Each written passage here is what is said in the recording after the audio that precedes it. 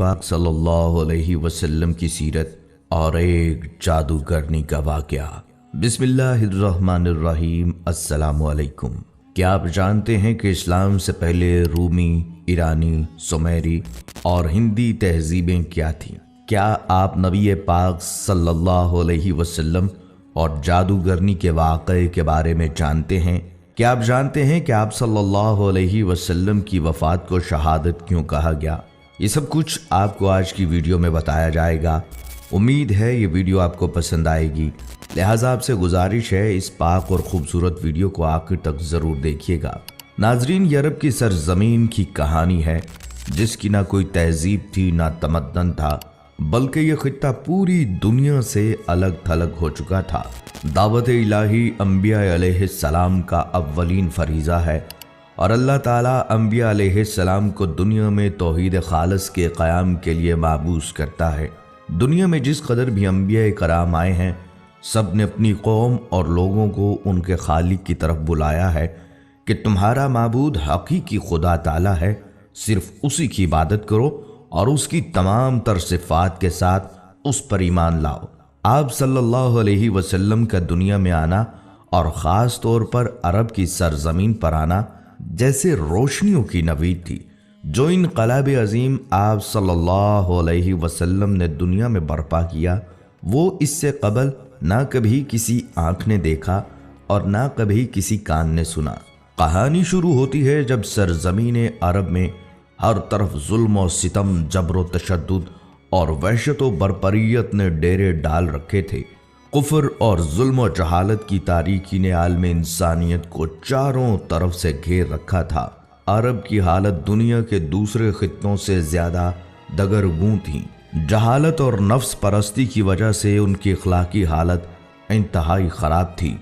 शराब नौशी, औरतों का उरियां रक्स, लड़कियों को जिंदा दफन कर देना, लातादाद बीवियां रखना और वालिद के मरने के बाद दीगर चीज़ों के साथ साथ अपनी माँओं को भी आपस में बांट लेना और बीवियां बना कर रखना या फ़रोख्त कर देना आम था।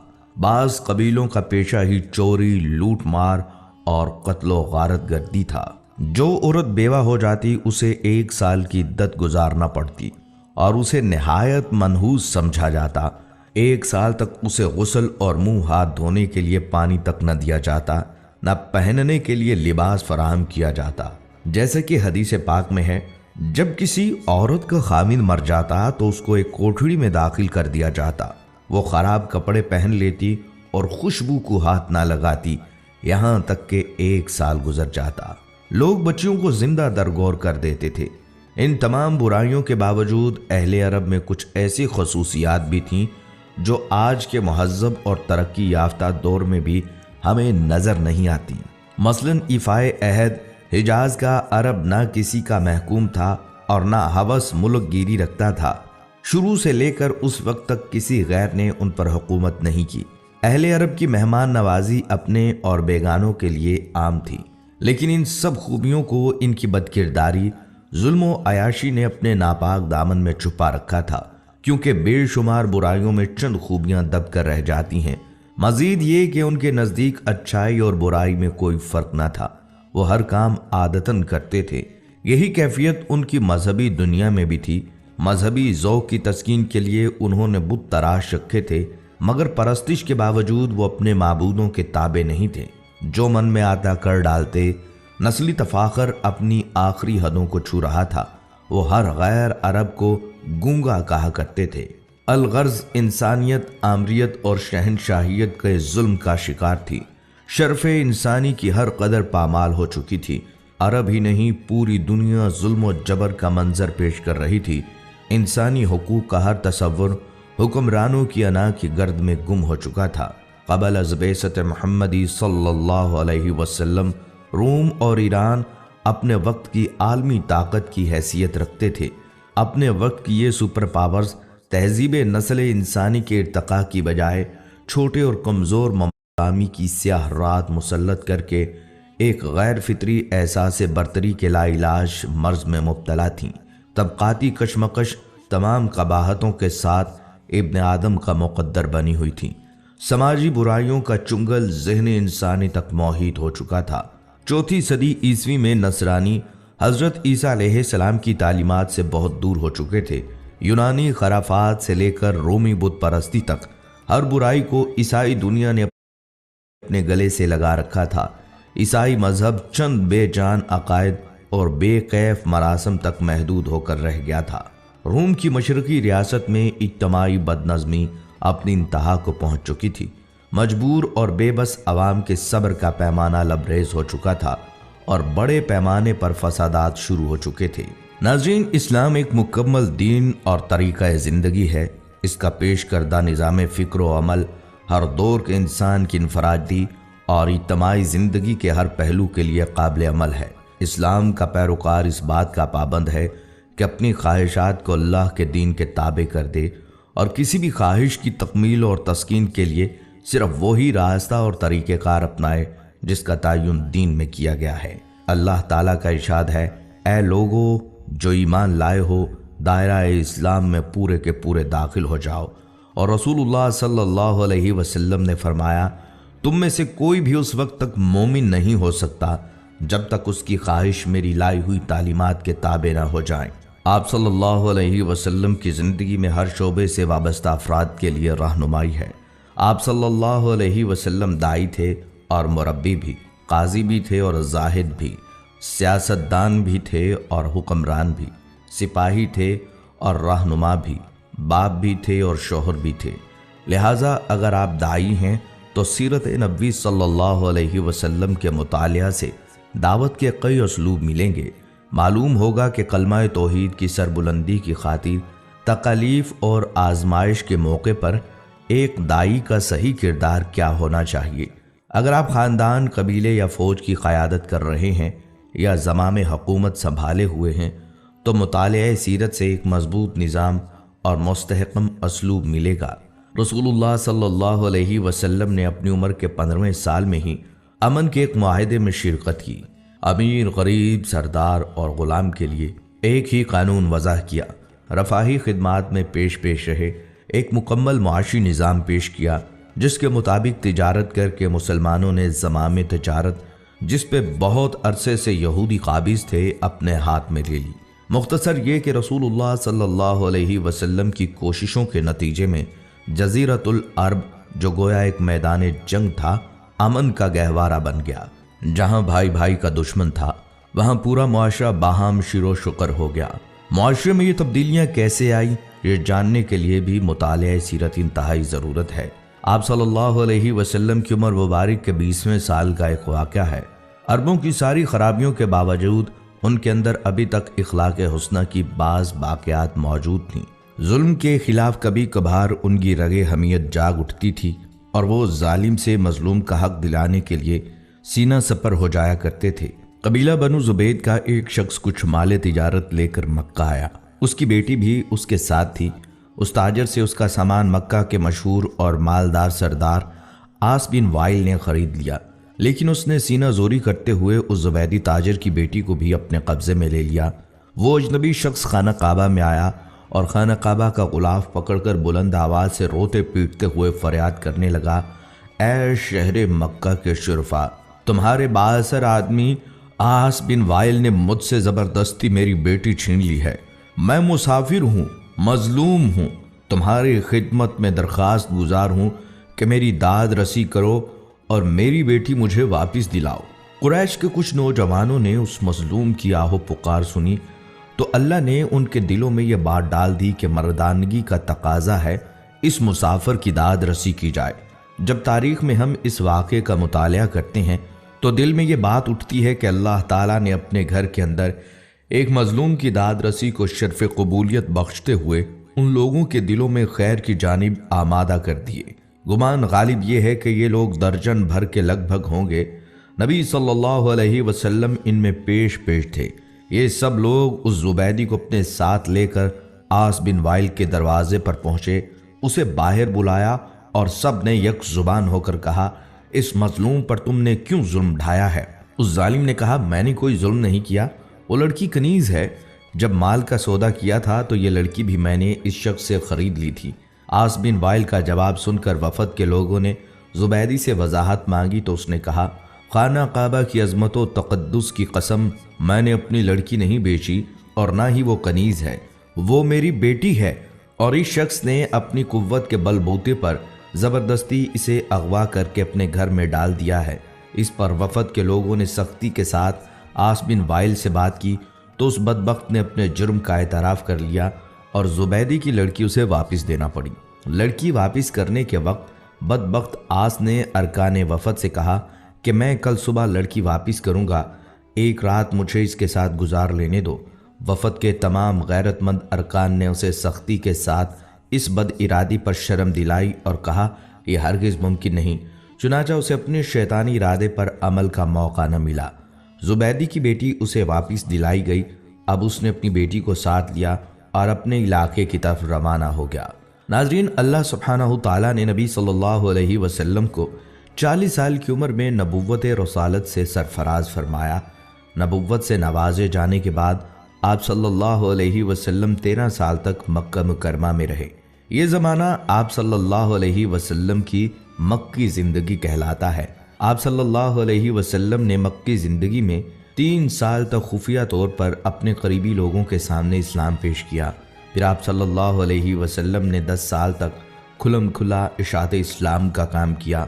इसके बाद आप सल्लल्लाहु अलैहि वसल्लम यसरब हिजरत कर गए। इशाअत इस्लाम की वजह से कुफार मक्का आप सल्लल्लाहु अलैहि वसल्लम के जानी दुश्मन हो गए। जब तक नबी सल्लल्लाहु अलैहि वसल्लम ने अपनी नबुव्वत और रिसालत का ऐलान नहीं किया था, उस वक्त तक आप सल्लल्लाहु अलैहि वसल्लम मक्का में एक अक्लमंद और दानिश्वर, सादिक और अमीन और अच्छे इंसान से जाने जाते थे। जब आप सल्लल्लाहु अलैहि वसल्लम ने अपनी नबुव्वत का ऐलान किया तो लोगों ने आप सल्लल्लाहु अलैहि वसल्लम को जादूगर और काहिन व साहिर जैसे मायूब लक़ब से मशहूर करने की कोशिश की ताकि लोग आप सल्लल्लाहु अलैहि वसल्लम के करीब ना आए और ना आप सल्लल्लाहु अलैहि वसल्लम की बातें सुने। तारिक बिन अब्दुल्ला अल-महारबी रज़ियल्लाहु ताला अन्हु फरमाते हैं, मैंने अल्लाह के रसूल सल्लल्लाहु अलैहि वसल्लम को बाजार ज़िल मजाज में देखा। जबकि मैं ख़रीदो फ़रोख्त में मशगूल था, आप सल्लल्लाहु अलैहि वसल्लम सुर्ख जुब्बा ज़ेबतन किए हुए थे और बुलंद आवाज़ से ये फरमाते जाते थे, ऐ लोगो, ला इलाहा इल्लल्लाह कहो, फलाह पाओगे। एक शख्स आप सल्लल्लाहु अलैहि वसल्लम के पीछे पीछे पत्थर मारता जाता था, जिससे आप सल्लल्लाहु अलैहि वसल्लम की पिंडली और एड़ी खून आलूद हो गए। वो शख्स साथ साथ ये भी कहता जाता था, ऐ लोगो, इसकी बात न सुनना, यह झूठा है। महारबी फरमाते हैं कि मैंने लोगों से पूछा, ये शख्स यानी आप सल्लल्लाहु अलैहि वसल्लम कौन है? लोगों ने जवाब दिया, ये लड़का बनी अब्दुल मुत्तलिब से है। फिर मैंने पूछा, ये शख्स कौन है जो इसका पीछा कर रहा है और पत्थर मार रहा है? लोगों ने जवाब दिया, ये आप सल्लल्लाहु अलैहि वसल्लम का चचा अब्दुल इज़्ज़ा यानी अबू लहब है। बाजार ज़ुल मजाज में आप सल्लल्लाहु अलैहि वसल्लम पर अबू जहल का मट्टी फेंकना। बनु मालिक बिन कुनाना के एक शेख कहते हैं कि मैं अल्लाह के रसूल सल्लल्लाहु अलैहि वसल्लम को बाजार ज़िल मजाज में देखा कि ये फरमाते थे, ऐ लोगो, ला इलाहा इल्लल्लाह कहो, फलाह पाओगे। रावी फरमाते हैं कि अबू जहल आप सल्लल्लाहु अलैहि वसल्लम पर मिट्टी फेंकता था और ये कहता था, ऐ लोगो, ख्याल रखना, ये शख्स तुमको तुम्हारे दीन के हवाले से धोखा ना दे दे, क्योंकि इसका इरादा है कि तुम लात व इज़्ज़ा को छोड़ दो। जबकि रसूलुल्लाह सल्लल्लाहु अलैहि वसल्लम उसकी तरफ ज़र्रा बराबर भी इल्तफ़ात नहीं फरमाते थे। एक दफ़ा नबी करीम सल्लल्लाहु अलैहि वसल्लम काबा शरीफ के पास नमाज अदा कर रहे थे। अबू जहल और उसके साथी वहाँ बैठे थे। उनमें से बाज़ ने बाज़ से कहा, तुम में से कौन है जो फ़लाँ कबीले की ऊँटनी की औजड़ी लाए और मोहम्मद सल्लल्लाहु अलैहि वसल्लम सजदे में जाएं तो उसे उनकी पुश्त पर रख दे। उक़बा बिन अबी मुईद जो नहायत बदबख्त, शकीउल क़ल्ब और मलाऊन था, वो वहाँ से उठा और ओझड़ी लेकर आया। फिर वो आप सल्लल्लाहु अलैहि वसल्लम के सजदे का इंतज़ार करने लगा। जब आप सल्लल्लाहु अलैहि वसल्लम ने सजदा के लिए अपने चेहरा मुबारक को ज़मीं बोस किया तो उस नालायक ने उस ओझड़ी को आप सल्लल्लाहु अलैहि वसल्लम की पीठ पर कंधों के दरमियान रख दिया। आप सल्लल्लाहु अलैहि वसल्लम उसके बोझ की वजह से उठ नहीं पा रहे थे, सजदे की ही हालत में परेशान थे। दूसरी तरफ अबू जहल और उसके बेगैरत साथी सब के सब हंसने और ठाठे मारने में मसरूफ़ थे। हज़रत अब्दुल्ला बिन मसूद रज़ी अल्लाह तआला अन्हु ये सब कुछ देख रहे थे, मगर अपनी कमज़ोरी और जालिमों के खौफ से रसूल खुदा सल्लल्लाहु अलैहि वसल्लम का दिफा करने से आजिज़ थे। फिर आप सल्लल्लाहु अलैहि वसल्लम की लख्ते जिगर हज़रत फ़ातिमा रज़ी अल्लाह तआला अन्हा आईं और ओझड़ी को आप सल्लल्लाहु अलैहि वसल्लम की पुश्त मुबारक से हटाया। हज़रत उर्वा बिन ज़ुबैर रहमतुल्लाह अलैह ने अब्दुल्ला बिन उमर बिन आस रज़ी अल्लाह तआला अन्हु से पूछा, मुझे इस सख्त तकलीफ़ से बाखबर कीजिए जिससे मुशरिकीन ने आप सल्लल्लाहु अलैहि वसल्लम को दो चार किया। उन्होंने फरमाया, एक बार नबी सल्लल्लाहु अलैहि वसल्लम हतीम में नमाज अदा कर रहे थे, अचानक उक़बा बिन अबी मुईत आया और आप सल्लल्लाहु अलैहि वसल्लम की गर्दन में अपना कपड़ा डाल दिया। फिर उसने सख्त तरीके से आप सल्लल्लाहु अलैहि वसल्लम का गला घोंटा। फिर अबू बकर रज़ी अल्लाह तआला अन्हु आए और उन्होंने उक़बा का मोढ़ा पकड़ा और उसको नबी सल्लल्लाहु अलैहि वसल्लम से हटाया और फरमाया, क्या तुम मार डालोगे इस शख्स को इस वजह से कि वो कहता है कि मेरा रब अल्लाह है। अपनी ज़िंदगी में रसूलुल्लाह सल्लल्लाहु अलैहि वसल्लम और उनके साथियों को उनके अकायद की वजह से सताया गया, उनका बाइकआउट किया गया, यहाँ तक कि आप पर बराह रास्त हमले भी किए गए। इन चैलेंजेस के बावजूद रसूलुल्लाह सल्लल्लाहु अलैहि वसल्लम अमन और समाजी इंसाफ का पैगाम फैलाने के अज़म से कभी पीछे नहीं हटे। उन्होंने अपनी अहलिया और करीबी साथियों की वफ़ात समेत कई गम उठाए, यहाँ तक कि अपने पैरोकारों के साथ मिलकर मसावात, इंसाफ और भाईचारे के असूलों पर मबनी एक नया मुआशरा कायम करने में कामयाब हो गए। नाजरीन, एक यहूदी जिसका नाम लुबैद बिन आसम यहूदी था, उसने हजूर अक़दस सल्लल्लाहु अलैहि वसल्लम पर जादू कर दिया। बाज़ रवायात में आता है लुबैद बिन आसम यहूदी जिसने नबी सल्लल्लाहु अलैहि वसल्लम पर जादू किया था, उसने अपनी लड़कियों को जादू सिखाया था और उन लड़कियों ने तांत के धागे को लेकर इसमें गिरहें बांधी थीं और उस तांत के धागे को कंघे के अंदर लगा दिया था। इस जादू की वजह से नबी सल्लल्लाहु अलैहि वसल्लम की तबीयत कुछ नासाज हो गई और नासाज इस तरह हुई कि बाज़ औक़ात वही के अलावा दीगर उमूर में आप सल्लल्लाहु अलैहि वसल्लम एक काम कर लेते, मगर ख्याल होता था कि नहीं किया। एक दिन आप सल्लल्लाहु अलैहि वसल्लम ने हज़रत आयशा सिद्दीक़ा रज़ी अल्लाह तआला अन्हा से फरमाया कि मुझे जो तकलीफ़ चल रही है इसके बारे में अल्लाह तबारक व तआला ने मुझे ख्वाब में इसका असल सबब बता दिया है। मैंने ख्वाब देखा है कि दो फरिश्ते आए और आकर मेरे पास बैठ गए और उन्होंने आपस में गुफ्तगू शुरू की कि इन साहिब को क्या हुआ, इनको क्या तकलीफ़ है। दूसरे फरिश्ते ने जवाब दिया कि इन पर किसी ने जादू कर दिया है। पहले फरिश्ते ने पूछा, किसने जादू किया है? दूसरे ने जवाब दिया, लुबैद बिन आसम के नाम से एक यहूदी है, उसने जादू किया है। फिर पहले ने सवाल किया कि किस चीज़ में जादू किया है और कहाँ किया है। दूसरे फरिश्ते ने जवाब दिया, कंघे के ज़रिए जादू किया है और कंघे के अंदर जो बाल आ जाते हैं, कंघा करते वक्त उन बालों को भी इस्तेमाल किया है। पूछा कि कहाँ है? जवाब दिया, वो एक कुआं है, वहाँ पर उसने जादू के कलमात पढ़ पढ़ कर वहाँ दफन किए हैं। ये सारी तफसील नबी सल्लल्लाहु अलैहि वसल्लम को फरिश्तों के ज़रिए बता दी गई। हज़रत आयशा रज़ी अल्लाह तआला अन्हा से आप सल्लल्लाहु अलैहि वसल्लम ने फरमाया कि अल्लाह ताला ने मेरी इस तकलीफ़ के बारे में मुझे सारी तफसीलात बता दी हैं। चुनांचे नबी सल्लल्लाहु अलैहि वसल्लम खुद उस कुएं के पास तशरीफ़ ले गए और वहाँ जाकर देखा उसका पानी बिल्कुल पीला पड़ा हुआ था। वहाँ से वो कंघा भी बरामद हो गया, कंघे के अंदर जो बाल थे वो भी बरामद हो गए। मदीना मुनव्वरा में एक यहूदी औरत थी, उसका नाम लबीततुल हमरा था। वो एक बहुत ही खबीस और बदजाद औरत थी और वो हजूर सल्लल्लाहु अलैहि वसल्लम से बहुत ज़्यादा जलती थी। वो चाहती थी कि नाऊज़ु बिल्लाह आप सल्लल्लाहु अलैहि वसल्लम इस दुनिया से रुखसत हो जाएं। एक दिन उस औरत ने एक जादूगर के पास जाकर कहा वो हजूर सल्लल्लाहु अलैहि वसल्लम पर ऐसा जादू करें कि बीमार हो जाएं। जादूगर ने उस खबीस औरत को एक तावीज़ दिया और उसे हुक्म दिया कि वो इस तावीज़ को हजूर सल्लल्लाहु अलैहि वसल्लम के घर में किसी जगह छुपा दे। जादूगर की बात पर अमल करते हुए उस औरत ने वो तावीज़ आप सल्लल्लाहु अलैहि वसल्लम के घर में किसी जगह छुपा दिया। तावीज़ के असर से आप सल्लल्लाहु अलैहि वसल्लम की तबीयत नासाज हो गई।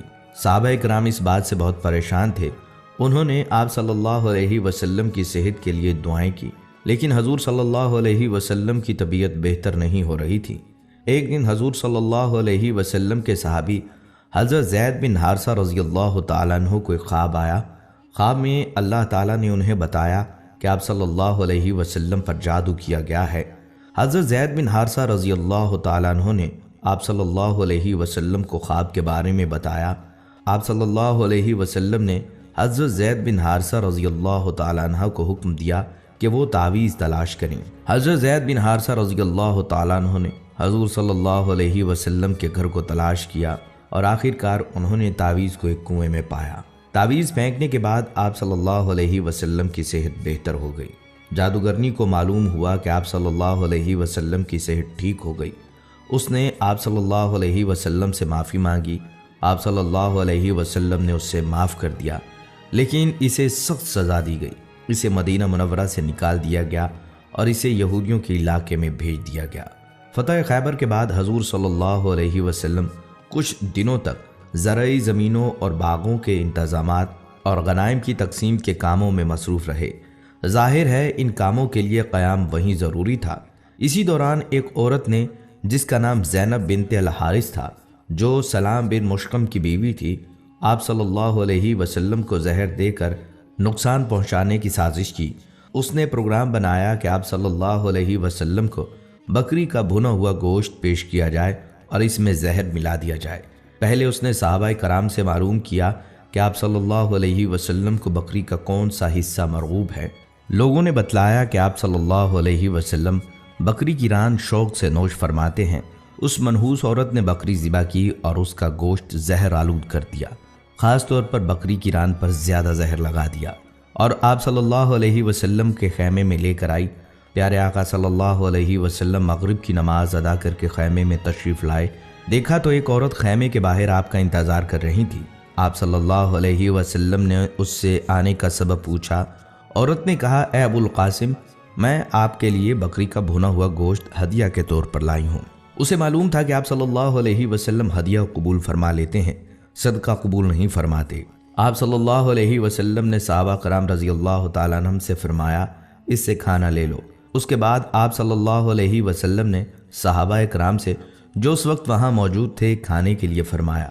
آپ صلی اللہ علیہ وسلم نے بکری کا بازو لے لیا اور اسے منہ میں رکھا۔ حضرت بشر بن برا بن معور نے بھی گوشت کا ایک ٹکڑا منہ میں رکھ لیا۔ ابھی آپ صلی اللہ علیہ وسلم نے بازو سے منہ لگایا ہی تھا کہ اس نے خبر دے دی کہ مجھے زہر آلود کیا گیا ہے۔ آپ صلی اللہ علیہ وسلم نے فوراً تھوک دیا، اگرچہ اس کا تھوڑا بہت اثر زبان پر رہ گیا۔ دوسری طرف حضرت بشر بن برا آپ صلی اللہ علیہ وسلم کے ادب اور لحاظ کے سبب کھانا نہ تھوک پائے، حالانکہ آپ صلی اللہ علیہ وسلم نے فرما دیا تھا کوئی شخص یہ کھانا نہ کھائے، اس میں زہر ملا ہوا ہے۔ زینب بنت الحارث کو طلب کیا گیا۔ آپ صلی اللہ علیہ وسلم نے اس سے دریافت فرمایا کہ کھانے میں تو نے زہر ملا دیا تھا؟ اس نے عرض کیا، جی میں نے ملایا تھا۔ آپ صلی اللہ علیہ وسلم کو کیسے پتہ چلا؟ فرمایا، مجھے اس ہڈی نے بتلا دیا کہ میں زہر آلود ہوں۔ آپ صلی اللہ علیہ وسلم نے فرمایا، تو نے ایسا کیوں کیا؟ اس نے کہا، میرے باپ، چچا اور شوہر قتل ہو گئے، میری قوم بھی تباہ ہو گئی۔ میں نے سوچا اگر آپ صلی اللہ علیہ وسلم نبی ہوئے تو یہ زہر آپ پر اثر نہیں کرے گا اور آپ صلی اللہ علیہ وسلم بچ جائیں گے، اور اگر بادشاہ ہوں گے تو ہمیں آپ سے نجات مل جائے گی۔ آپ صلی اللہ علیہ وسلم نے اسے کچھ نہیں کہا اور جانے دیا۔ صحابہ رضی اللہ تعالیٰ عنہم نے عرض بھی کیا کہ اس کو سزا ملنی چاہیے، مگر آپ صلی اللہ علیہ وسلم نے درگزر سے کام لیا۔ انبیاء کرام کی یہی شان ہوتی ہے، اور ہمارے حضور صلی اللہ علیہ وسلم تو وہ درگزر میں سب سے بڑھ کر تھے۔ جن صحابہ کرام نے گوشت منہ میں رکھ کر تھوک دیا تھا ان پر زہر کا اثر کم تھا۔ آپ صلی اللہ علیہ وسلم نے ان سے فرمایا کہ سر میں پشنے لگوائیں، یعنی فاسد خون نکلوا دیں۔ صحابہ کرام نے ایسا ہی کیا، لہٰذا حضرت بشر بن برا زہر کے اثر سے وفات پا گئے۔ رسول اللہ صلی اللہ علیہ وسلم اس واقعے کے بعد 3 برس تک حیات رہے، لیکن اس زہر کا اثر محسوس فرماتے رہے، یہاں تک کہ مرض وفات میں اس کا اثر کچھ زیادہ ہی محسوس فرمایا۔ ایک روز حضرت عائشہ رضی اللہ تعالیٰ عنہا سے فرمایا، اے عائشہ، میں نے خیبر میں جو کھانا کھا لیا اس کا اثر آج تک محسوس کر رہا ہوں۔ اسی لیے علماء کرام فرماتے ہیں کہ آپ صلی اللہ علیہ وسلم نے شہادت پائی۔ ناظرین کرام، یہ تھی ہماری آج کی ویڈیو، امید ہے آپ کو پسند آئی ہوگی۔ اگر آپ کو یہ ویڈیو پسند آئی ہے تو ہمارے چینل کو سبسکرائب کریں और इस वीडियो को बाकी दोस्तों के साथ